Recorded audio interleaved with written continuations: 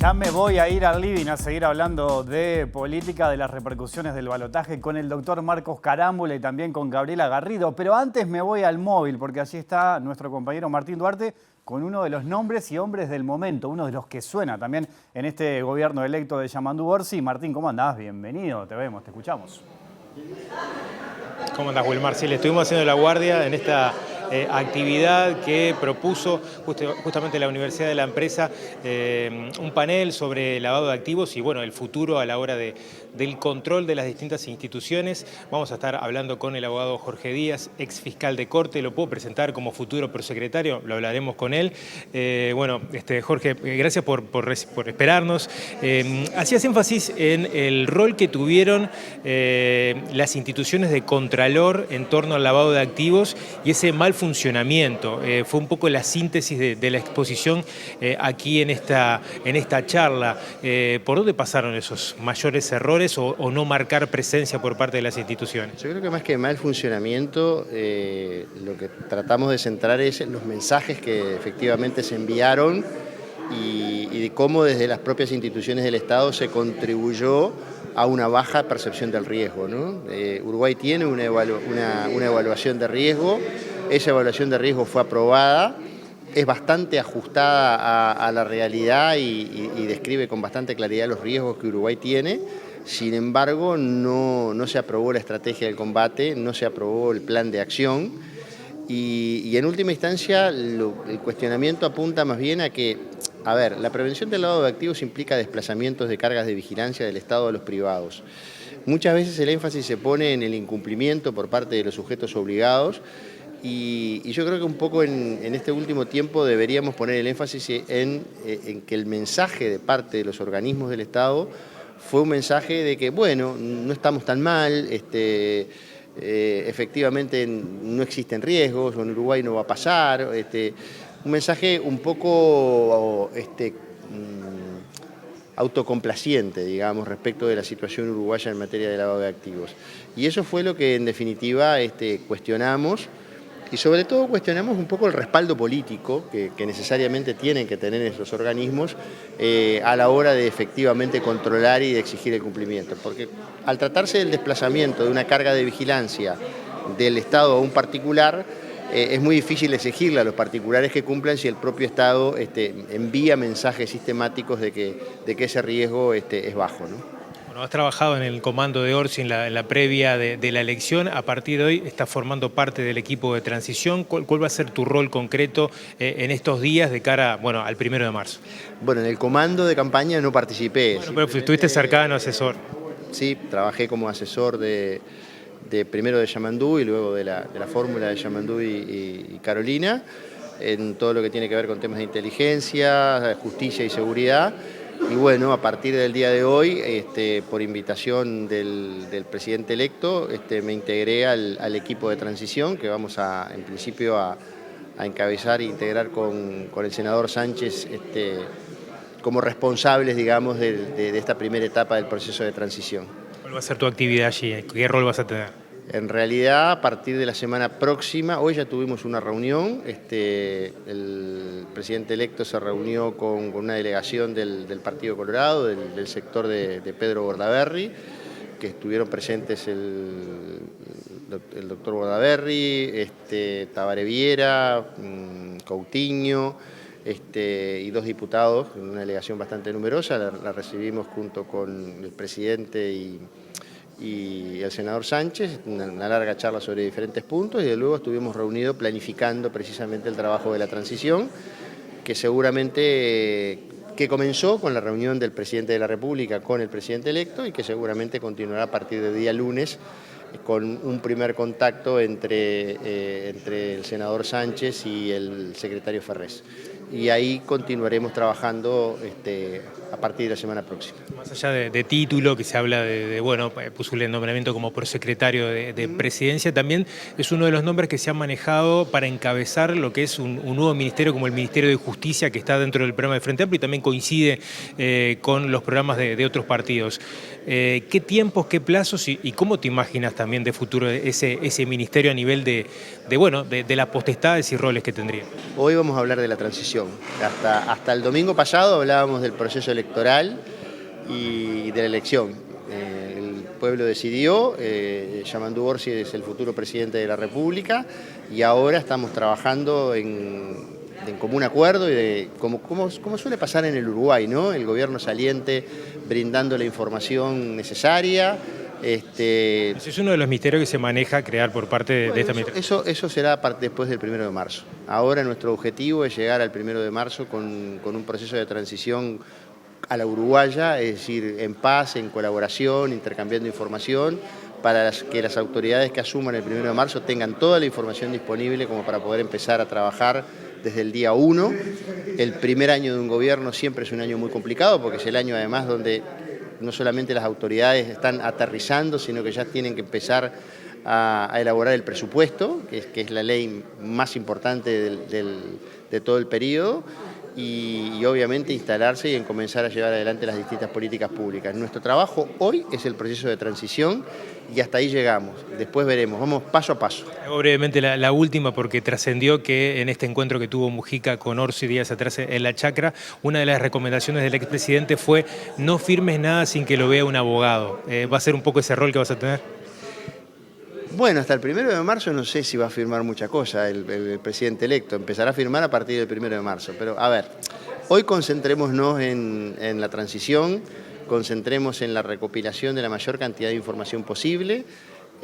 Aprovechemos que vivimos en un país donde el pasaje de un gobierno a otro y de diferente partido no es traumático, forma parte de la democracia en el Uruguay. Que yo creo que eso es importante resaltarlo.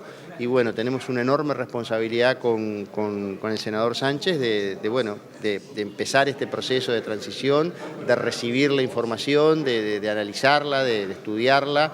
Y bueno, es un trabajo bastante arduo. Que ya dejo planteada la queja, pues es un trabajo no remunerado, pero así que de trabajos remunerados podemos hablar después del 1 de marzo. Te agradezco mucho estos minutos, es muy amable. Por favor. Gracias a ustedes. Bueno, no sé si decirle ya prosecretario de Presidencia, pero bueno, es uno de los títulos que se maneja para Jorge Díaz a partir del 1 de marzo, más allá que está formando parte, como bien él decía, trabajando con Alejandro Sánchez del equipo de Orsi de Transición. Sigan ustedes por allí. Gracias, Martín. Volvemos a piso. Si hay alguien que conoce la carrera de Yamandu Orsi, la carrera política, es el doctor Marcos Carámbula. Con él estaremos hablando, con Gabriela Garrido también. Bienvenidas, bienvenidos. Así comienza Lado B.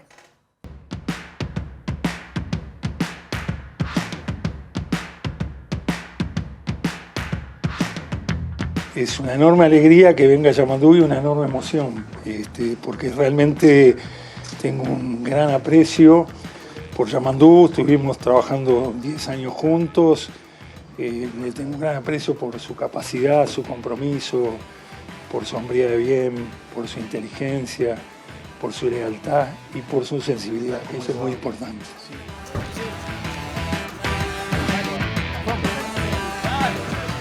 ¡Jefe!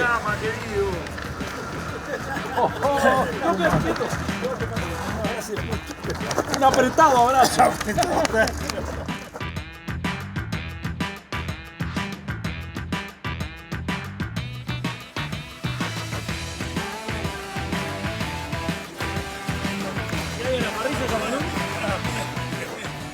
Arriba, que hoy en la vencida.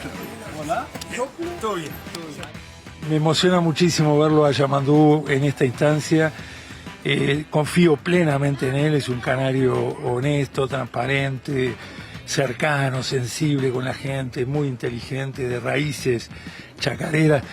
Puede llegar a ser el primer presidente no solo del interior del país y en orden el tercer presidente caneronero.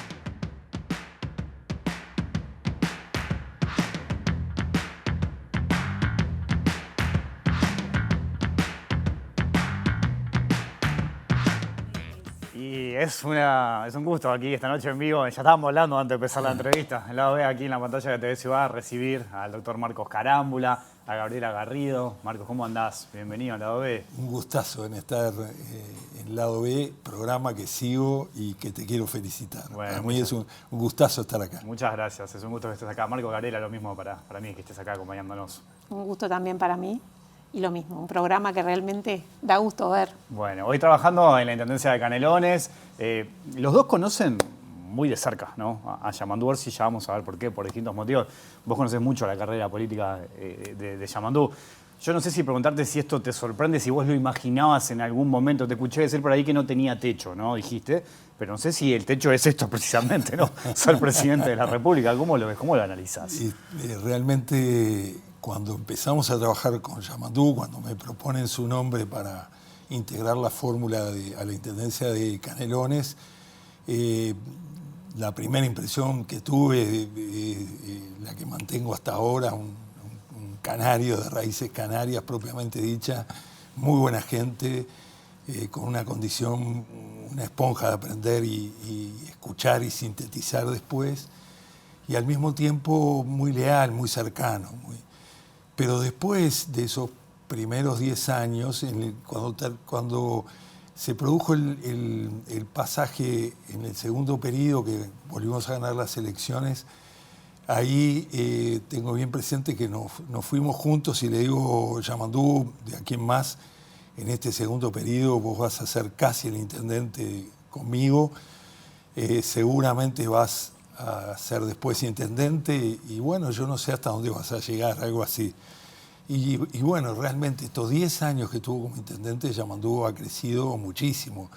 Lo he repetido en algunos lugares, se lo dije a él, ya no puedo seguirte el vuelo. Lo que ha crecido Yamandú desde la gestión, porque no es solo un tema de que crezca personalmente, sino desde la gestión. Bueno, la profesora Gabriela Garrido lo conoce a Yamandú desde el IPA, fue de las primeras integrantes de nuestro equipo, un equipo muy joven, Yamandú con 35, 36 años, Gabriela con lo mismo, y cómo han crecido realmente en esa responsabilidad, compromiso, es lo que a mí me hace ser muy optimista de que Yamandú va a ocupar esta responsabilidad la máxima en el país, con un fogueo de 20 años en el departamento tal vez más complejo del país. Ahora me gustaría ir ahí, Marcos, porque es interesante esto que acabas de decir. Es interesante saber que hay un profesor egresado del IPA, ¿no? Que llega a la presidencia de la República. Vos hiciste el IPA con él, Gabriela. Sí, juntos y con otros compañeros como José Carlos Maía también, Claro. Yamandú, Marcel Suárez, yo digo Marcel porque fue un referente de Las Piedras. Hicimos el IPA juntos y Yamandú tuvo siempre esa chispa, esa sonrisa, esa simpatía, ese poder de liderazgo entre sus compañeros en el IPA. Era un excelente compañero, muy querido y con un gran compromiso en aquel momento que salíamos de la dictadura militar, que recién era el primer gobierno democrático, con un gran compromiso con esas luchas, ¿no? Gremiales, estudiantiles. Y desde temprana edad, éramos muy jóvenes, teníamos 18, 19 años, ya se notaba en él algo especial que lo hacía de alguna manera ser uno de los compañeros más populares, por decirlo así, pero por lo buen compañero y por su compromiso con la educación y con los adolescentes, lo que lo llevó a ser después un excelente docente. Los alumnos de Yamandú Orsi, cuando él fue adscripto y profesor, tienen el mejor recuerdo. Bueno, pero el secretario general de la Intendencia, Pancho Legnani, fue alumno de Yamandú y tenemos todos esos recuerdos de ese Yamandú siempre articulando, siempre negociando, siempre con buena onda. Esa bonomía, diría yo, esa honestidad, esa franqueza que tiene Yamandú, que es admirable, ¿no? Yo me acuerdo cuando asumí como intendenta, en el segundo periodo yo era suplente de Yamandú, y bueno, Yamandú se va para la campaña, Marcos se va al Senado en el 2015. Y quedé como intendente y yo hacía mención a eso, ¿no? La sonrisa de Yamandú es la sonrisa de la franqueza. Yamandú es como como se expresa, ¿no? Y eso fue una característica que lo acompañó desde siempre. Ustedes son dos personas de diálogo. Vieron que en la última etapa de la campaña se hablaba, ¿no? Se puso sobre la mesa de quién negociaba mejor, si Delgado o si el propio Yamandú Orsi. Se apostaba mucho a unir, ¿no? A pensar cómo quedó el Parlamento, que es necesario conversar. ¿Qué destacarían ustedes en el caso de Orsi, del diálogo, de la negociación, de lo que ustedes vivieron, por ejemplo, en Canelones? A mí me parece que se convergen dos temas centrales o dos características centrales del país y de Yamandú en estas circunstancias. En primer lugar, características de Yamandú en la gestión. Nosotros en el primer periodo de gobierno, que teníamos una situación sumamente difícil, una deuda muy importante, que no había forma de poderla pagar, sin maquinaria, sin posibilidades de hacer obra, con la expectativa que había de la ciudadanía realmente en el cambio. En aquel momento nosotros encontramos un aliado formidable en el diputado Alberto Perdomo, que era el líder del Partido Nacional, era el candidato a intendente del Partido Nacional, más votado. Y ahí se pudo trabajar en sintonía hasta encontrar la fórmula, que fue un fideicomiso de deuda, que fue acompañada por el sector mayoritario del Partido Nacional. Ahí estuvo Yamandú. Y luego, ya en este último periodo, estos últimos 10 años, Yamandú ha demostrado también una condición para sacar adelante los fideicomisos de infraestructura, de desarrollo. Ha tenido el apoyo de ediles blancos y colorados. Pero además hay una situación del país que nos obliga a generar esas políticas de diálogo y de acuerdo. Hay temas capitales. Recién lo escuchábamos a Jorge Díaz, ¿verdad? El tema del combate al narcotráfico, este país que se nos ha convertido en un país de acopio, precisa una política de acuerdos. Es decir, ya no es que nosotros tengamos que pasarnos todo el tiempo diciendo que la culpa es del gobierno que pasó, como antes se decía la culpa es de Bonomi. No, hay que buscar un acuerdo de carácter nacional para enfrentar, yo te diría, el principal enemigo que nosotros tenemos para la estabilidad democrática del país, para seguir siendo un país confiable.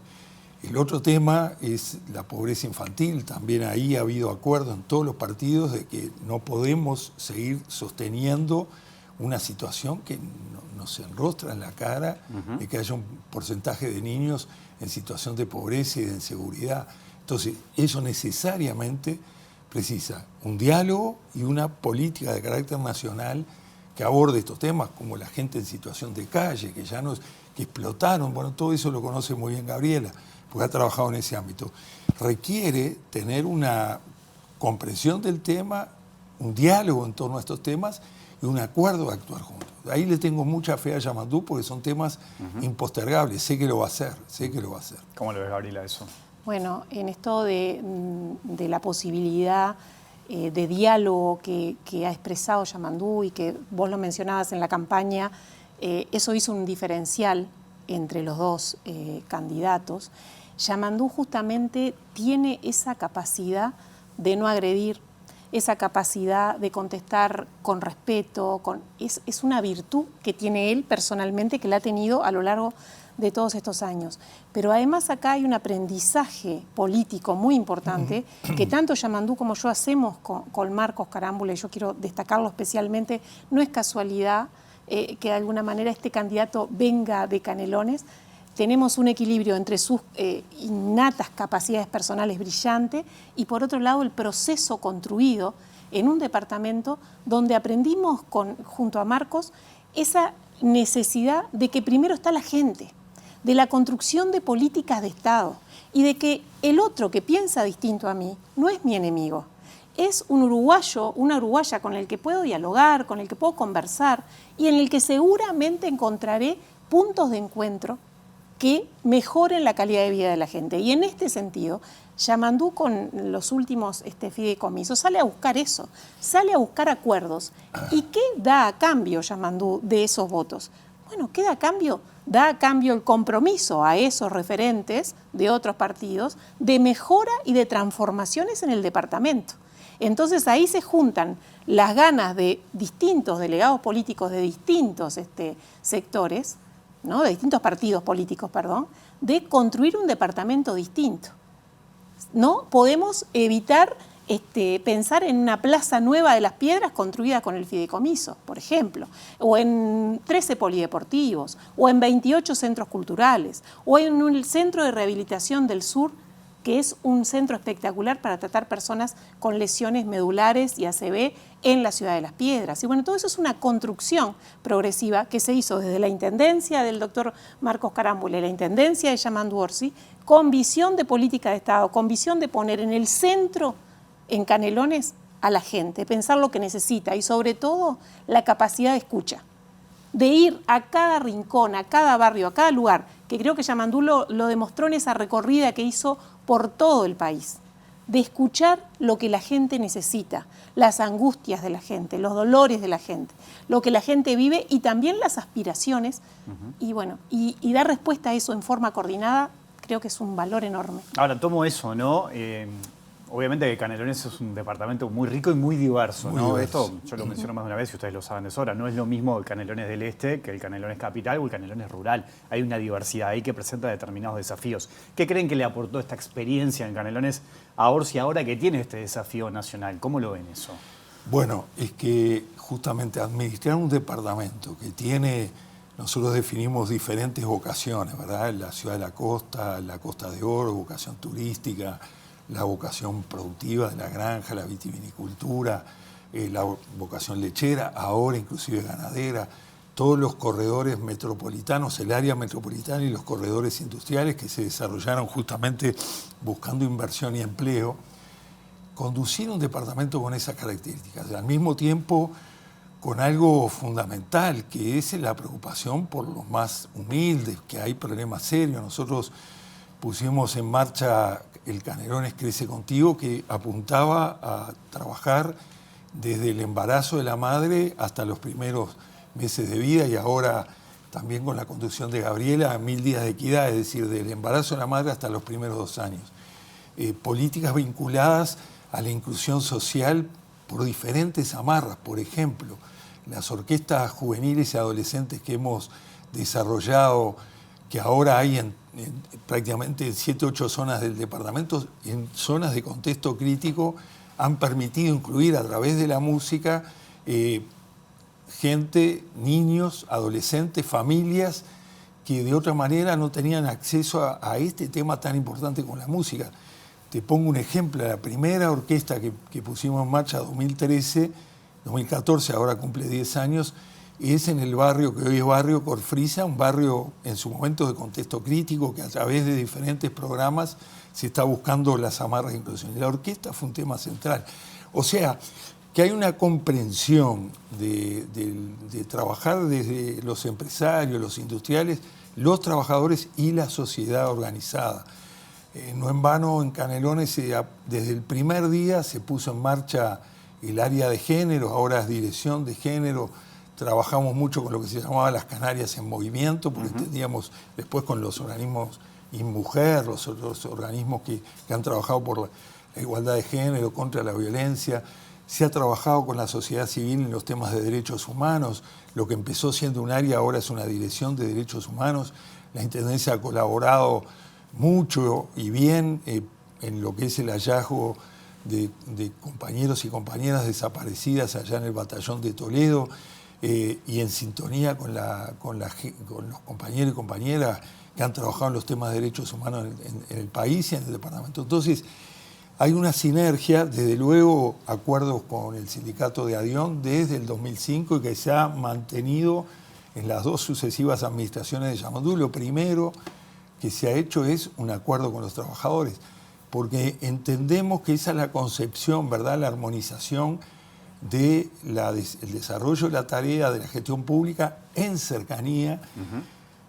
Nosotros en los primeros años que no teníamos ni un peso en la caja, había que pagar los sueldos, no teníamos una máquina, hicimos una norma, un concepto 24 por 24, había que trabajar todo el día. Bueno, Gabriela sabe que además llamábamos y hablábamos con los directores de 24 por 24, pero fundamentalmente era salir todos los días a los municipios, a las juntas locales, a escuchar los temas, mostrar y explicar y dar la cara que no teníamos recursos suficientes, pero que lo que se podía ir haciendo se iba a hacer paso a paso y después devolver esa cuestión. Entonces, Canelones en sí mismo es una enseñanza, pero además un gobierno departamental como el de Canelones, con 30 municipios, ahora van a ser 32, es un aprendizaje continuo, sobre todo cuando se toma con la responsabilidad que lo tomó Yamandú. Y eso ha permitido que mucho más allá de su experiencia en Canelones ha crecido a tal punto que lo lleva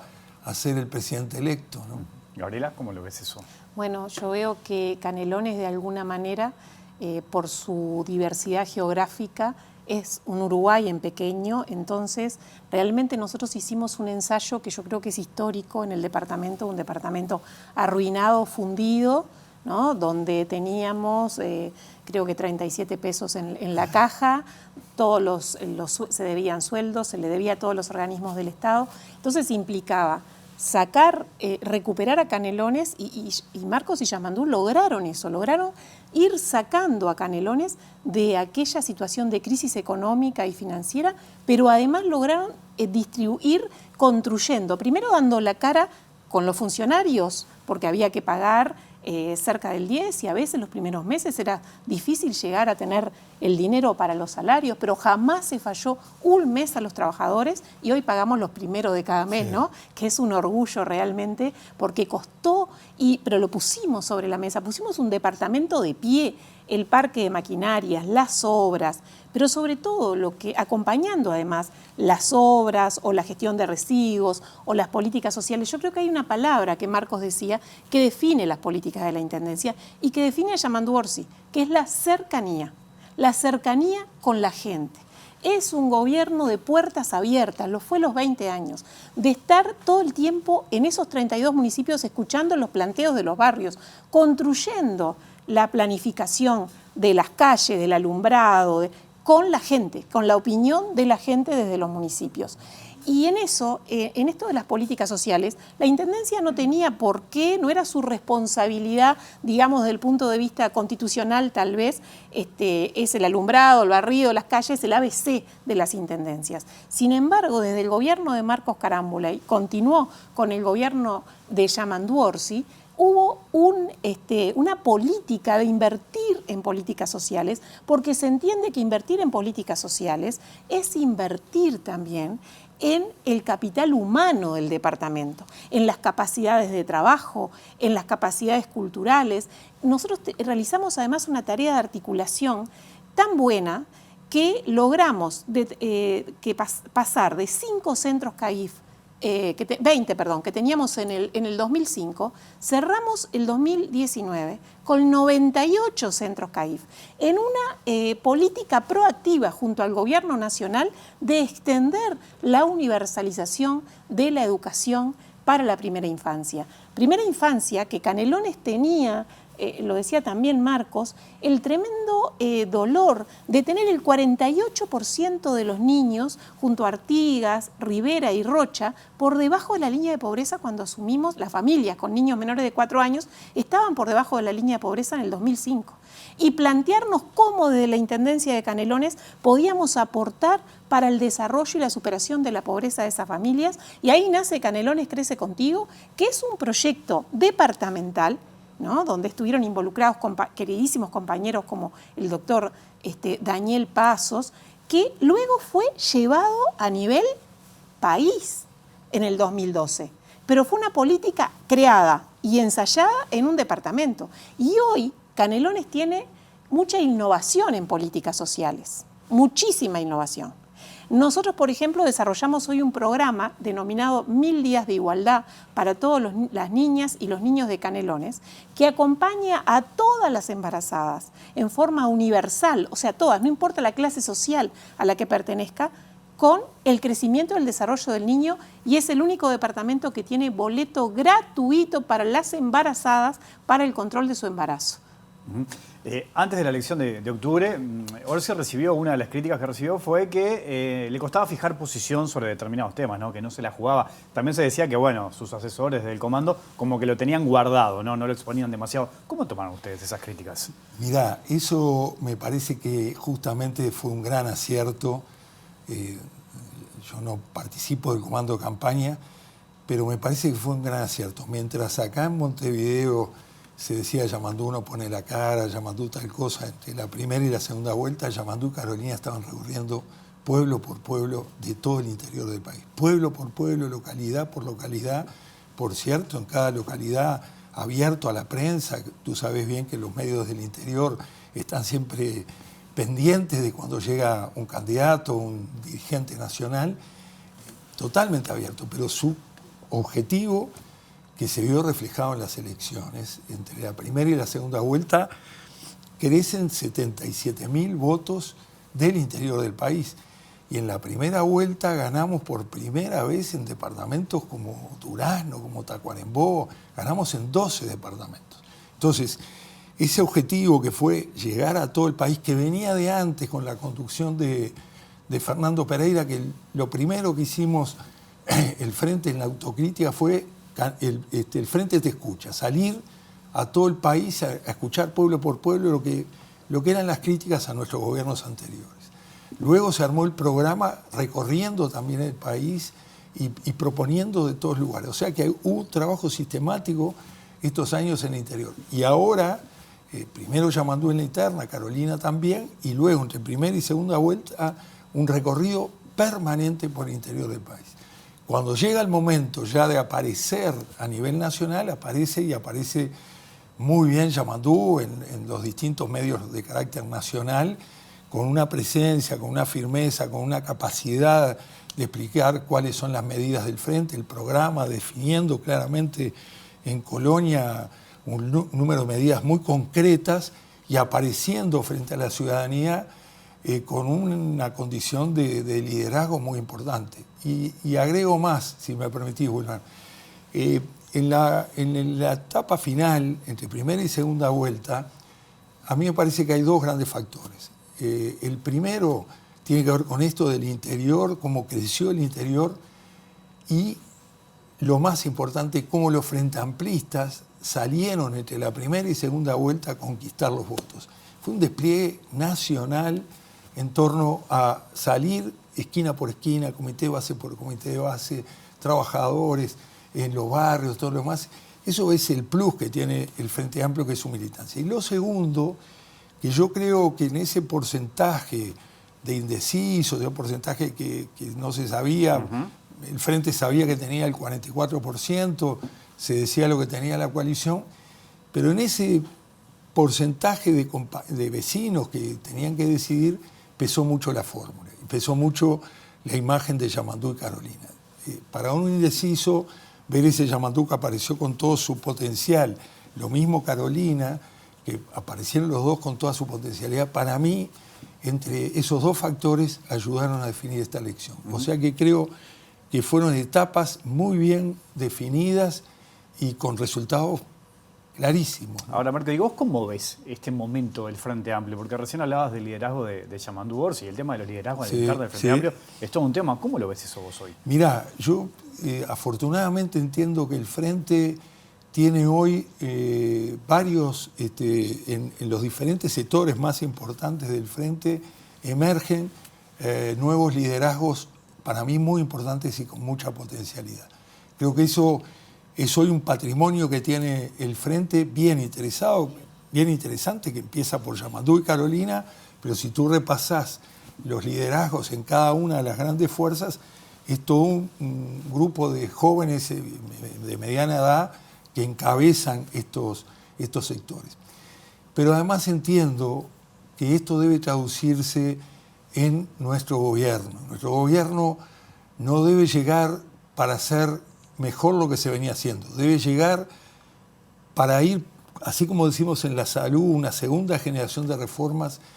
Nuestro gobierno debe ser claramente, después de los primeros 15 años, aprender la lección y avanzar, e ir por más. ¿Qué sería aprender la lección, por ejemplo? Algunos de los errores que cometimos. Por ejemplo, la relación entre gobierno, fuerza política y sociedad es fundamental. El que ocupa un cargo público no puede quedarse desde su situación de director, ministro, lo que fuera. Tiene que estar en permanente cercanía con la ciudadanía y al mismo tiempo con la sociedad organizada. El Uruguay tiene fortalezas formidables. Todo lo que han logrado el colectivo de mujeres por la igualdad, por el combate a la violencia de género, por todo lo que es el matrimonio igualitario, lo que se ha logrado en materia de derechos, por ejemplo, a la discapacidad, lo que han logrado los jóvenes en algunas cosas muy importantes por las que pelearon, lo que es la lucha de las organizaciones por derechos humanos, por verdad y justicia. Todo eso es un patrimonio, desde luego lo que son la organización de los trabajadores, que a diferencia de lo que se dice por ahí, es por suerte una central única unitaria y clasista, mantiene su independencia.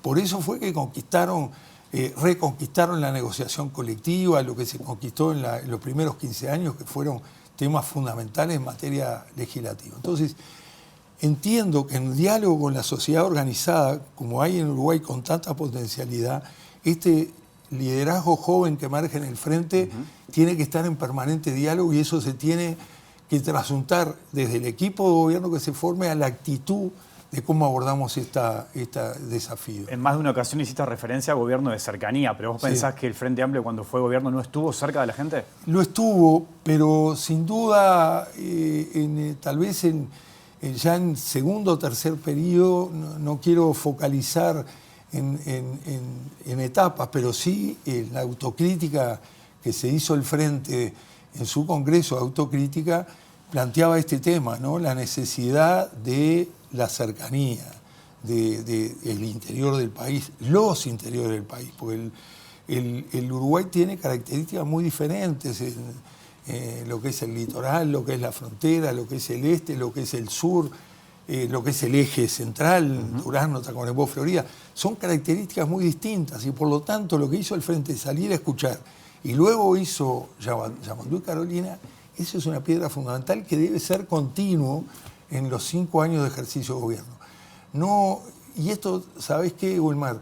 En Canelones, cuando es un departamento tan complejo, muchas veces desde el gobierno departamental, a mí me pasaba como intendente, los gobiernos departamentales son muy verticales. Después del presidente de la República, el intendente tiene un poder similar en el territorio. Un gran paso fue la descentralización y la constitución de los municipios. Pero uno está tentado a decir, vamos por acá.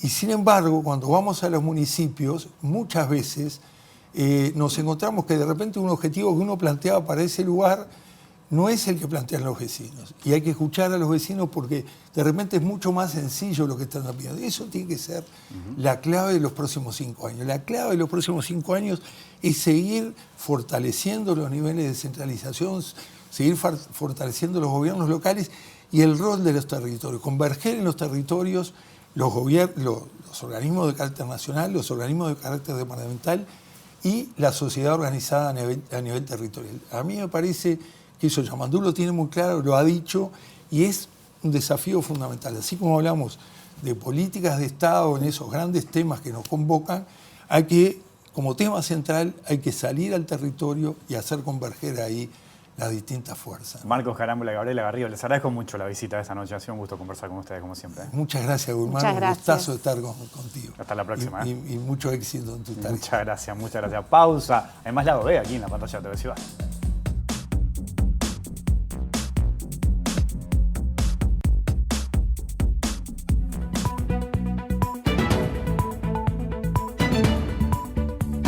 Bienvenidas y bienvenidos a Cateto Adyacente en Lado B, buscando el ángulo de la información. Es el primer y único programa que cumple 100% con la ley de medios. Le embocó en un 79% en el resultado de las elecciones internas. Fue la única encuestadora que dio a Peñarol ganador en el Maracaná y proyectó el gol del paraguayo Santander en el Clásico. Es la primera encuestadora indeciso friendly del Uruguay y que contrata bots 100% criollos para sus campañas publicitarias. Hizo el atípico estudio electoral que dio ganador a Donald Trump en Pensilvania y a Felipe Carballo adentro del Senado. Es la única encuestadora con 0% de margen de error en las encuestas y 100% de margen de acierto en sus sondeos del balotaje. Los ciudadanos tienen derecho a que sigamos haciendo encuestas con aquellas personas que abrazaron nuestras preguntas, pero también con aquellas que no nos contestaron ni una encuesta y abrazaron otras encuestadoras. Porque solo entre todos y todas podemos lograr una encuesta más democrática y republicana. No se asuste, no está confundido. Hoy no es viernes, es jueves, pero él es tan distinto, propone cosas tan distintas que esta semana decidió venir martes y jueves. Mario Posbe, ¿cómo anda? ¿Anda bien? Buenas noches, Wilmar, buenas noches a toda la audiencia y a todo el equipo acá que nos acompaña. Hoy le di libre a mi gente, el día. porque también habíamos estado trabajando muchísimo también, claro. Y me parecía importante que se tomen un día de descanso, entonces hoy bien. liberaron. Disruptiva es la palabra, Wilmar. Disruptiva es la palabra que se usa. Wilmar, bueno, yo sigo trabajando con mi encuestadora, grosso modo, tratando de entender qué es lo que nos dice la última elección. Es decir, como bien sabés, como cientista político que soy, como medio oficial en cientista política, en cienciología política, la gente le habla a la urna me habla de mí y yo traduzco lo que dice la urna a la gente nuevamente para, de alguna manera, hablo el lenguaje de la urna. Es decir, la urna, así como la gente no entiende la mitad de las cosas que pasan, yo lo interpreto y se lo traduzco para que lo entienda. Qué bien, porque la gente dice, nada, yo voto y ya está. Y ya fue. No, el voto es el primer paso para la comprensión de lo que ese voto genera en la totalidad de una democracia. Y para eso es que traducimos esto que hacemos. Por eso es que yo tengo un profesional de las características de Mario para que lo explique, ¿verdad? Y claro, Wilmar, te agradezco muchísimo, pero por eso yo vengo acá, porque vos tenés a un profesional de esta característica, pero porque gracias a que yo tengo un profesional de esa característica. Muchas gracias. Periodista que es verdad que muchas veces no entienden muy bien alguna de las cosas y por eso precisa que... Porque el periodista, no quiero meterme mucho en eso, pero lo que hace es después que las cosas pasen. Ellos lo ven. De verdad. Nosotros lo vemos antes. Bueno. Intentamos. Bueno, A ver, vamos ¿qué a tenemos? hablar A ver. de esto que es lo último que me dijo la urna. Me dice, escuchate esto. Y vamos a la primera diapositiva. No, esto no es del otro día. Esto es del otro día. Claro, esto Vamos es del a otro repetir día. la columna, Pará, no. vamos tranquilo, que tiene que ver con lo que lo que salió en estos días que estuvo hablando Manini Ríos. Vamos a, no sé si ya está. Sí, ya tenemos, acá lo está. tenemos, mirá. Manini Ríos, los votos frente amplistas que en 2019 vinieron a Cabildo, volvieron al FA. Ahí eso estuvo en un programa y le preguntaban sobre esto y él dijo, ¿cuál fue la diferencia? Bueno, toda esa cantidad de votos que habían ido a Cabildo, Manini Ríos dice que ellos volvieron enteramente al FA. Claro. Ahí Manini Ríos tiene un atisbo de verdad en lo que está diciendo, pero no es completamente cierto. Y ahora vamos a la siguiente diapositiva para explicar un poquito dónde están los votos de Cabildo y cuáles son los votos de Cabildo y la naturaleza de los votos de Cabildo. Bien. ¿Los votos de Cabildo son de Cabildo? ¿Eran de Cabildo? ¿Son de NPP? ¿Eran de NPP? ¿De quién son los votos de Cabildo? Esto lo develaremos a continuación. Qué lindo, qué lindo. Elecciones Cabildo Abierto, año 2019, sacó 268.736 votos. Muy bien. En el año 2024, 60.549 votos. Pérdida de votos total, 208.187 votos. Y acá nosotros decimos, esos son los votos de Pacheco que tanto hablamos. ¿Qué son los votos de Pacheco? Nosotros no solo lo aseguramos, sino que tenemos una trazabilidad de esos votos. Qué bueno. Nosotros podemos decir, ¿qué son los votos de Pacheco? Bueno, los votos de Pacheco son unos votos es un voto volátil de personas que al quedar acéfalas de Pacheco, tuvieron, se fueron a la diáspora a buscar otro líder que los contenga. Entiendo. Es decir, ellos buscan un territorio y caminan buscándolo en el mejor postor, el mejor candidato. Pero va saltando uno a otro. Y van saltando porque no lo termina de completar. Entiendo. ¿Qué pasa? Ellos llegan al lugar, dejan el bolso y en vez de sacar la ropa y ponerla en el ropero, dejan el bolso armado. Son votos de personas que dejan el bolso armado. ¿Por qué? Porque nunca saben cuándo tiene que salir. Porque al no encontrar los valores de Pacheco en el candidato totalmente, deciden irse. Entiendo, muy bien. O por momentos lo encuentran, por momentos no. Nunca escuché ese análisis, muy bueno. ¿A dónde migraron los 208.007? Wilmar, hay muchas cosas que no he escuchado. Por eso estoy aprendiendo Pero acá. los dos aprenden. Pero los dos, No. yo ¿A dónde migraron los 208.187 votos que en el 2019 acompañaron a Cabildo Abierto y en el 2024 se tomaron los vientos? ¿Será que fueron al Frente Amplio, como dice el general Manini? Acompáñenme a la siguiente imagen que develaremos el misterio. Ay, qué lindo suspenso. A ver, vamos. La trazabilidad de los votos de Pacheco, MPP Bordaberry en el 2024 en cifras. Muy bien. Acá fueron. Acá. Y le vamos a demostrar por qué. A ver. Pérdida de voto total de Cabildo Abierto, 208.187 votos. Votación del MPP del 2024, 410.806 votos. Ajá. Votación del MPP 2019, 281.542 votos. Diferencia 2024, 129.264 votos de Pacheco que se fueron. Claro. Que volvieron al MPP, que el MPP se lo había prestado a Cabildo Abierto. Bien. Sobraron 78.923 votos de Pacheco que no fueron al MP. ¿Y a dónde fueron? Bordaberry salió senador de la República. ¿Cuántos votos se necesitan en Uruguay para ser senador? Pregunto de nuevo. ¿Cuántos votos se necesitan en Uruguay para ser senador? Y yo te digo que alrededor de 75.000 votos. Opa. ¿Te suenan 78.923 votos? ¿Te suenan? Son los otros votos de Pacheco Wow. que no fueron al MPP y fueron a Bordaberry. Son otros que se van en esta diáspora buscando el mejor postor. Que en este caso no lo encuentran en MPP, porque cuando digo MPP en realidad hablo del candidato y hablo de Mujica. Mujica no está. Mujica no está. Vuelve a Bordaberry. Ahí Wow. los votos que se fueron de Cabildo Abierto, en esta oportunidad está trazabilidad verificada. Veo ahí que dice. Y ahora vamos a ver un poquito A de ver. trazabilidad de los 208.187 votos de Pacheco. Ajá. En realidad son votos que vienen desde muchísimo tiempo. En 2024 estaban con MPP y Bordaberry, que Lo lo vimos mostramos recién, recién. lo vimos recién. 2019, Cabildo Abierto. Lo hablamos a Nini, ya le habíamos hablado también acá. 2014, MPP, Bordaberry. También habían estado con ellos. ¿Qué pasa? Al desarmarse eso y encontrar su territorio, Claro. esa diáspora fue y acompañó a Cabildo. A Cabildo. Pero anteriormente. Antes de eso, Tabaré, palo y palo. Eso fue en el 2004. No, perdón, 2009 MPP. La KPL. Ahí es donde por primera vez van con Mujica. Claro. Y con la KPL, que era Huidobro. Sí. Ahí, antes de eso, Tabaré, palo y palo. Ajá. 1999 Millor, Pablo Millor. 1994 Pacheco H. Que ahí es donde la diáspora arranca. Y ahí, este es el camino que hicieron. La verdad que. Ojo al sí, gol, y esto quiero decir, Sí. el que quiera ganar la elección, Sí. tiene que conquistar los votos de Pacheco. Ahí Acá está. que no me vengan a decir, no, estuvimos mal, no conquistamos el votante, no. A los votos de Pacheco. Atención. Vos querés ganar una elección, conquistá a los votos de Pacheco, conquistá la diáspora.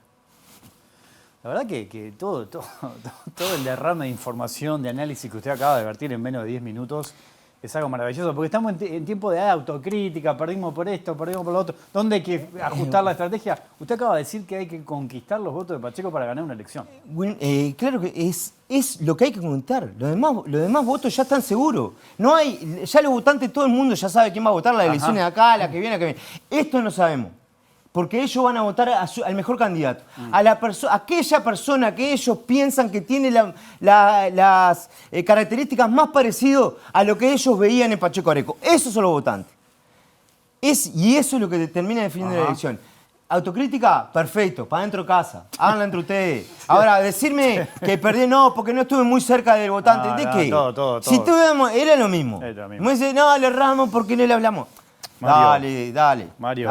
Mario, yo le agradezco, la verdad no lo merecemos. Usted es tan bueno que yo no sé si tiene lugar acá. Debería tener lugar propio. Los asesores, todo esto que contratan asesores políticos, yo no sé qué hacen que no lo contratan a Mario. Wilmar, no te voy a contradecir, pero así como eso te digo, si yo estoy acá, es por la calidad periodística que vos tenés. Porque yo no estoy yendo a cualquier programa. Eso es cierto. Por eso. Eso es verdad. Y por algo es. Eso es verdad. Y por algo es. Mario. Llamale plata, llamale esto, que no arreglo el número. También, pero por algo es. Usted se merece todo lo mejor. No, y vos, Wilmar. Lo ¿Y espero, este programa? no sé, cuando quiera, venga. No. Yo ya no le marco día, venga cuando quiera, ¿sabe? Muchas Usted se gracias. ganó todos los días que quiera. Wilmar, te agradezco muchísimo. Yo sí tengo que venir mañana, los espero a las 20 horas. Que pasen bien, chao.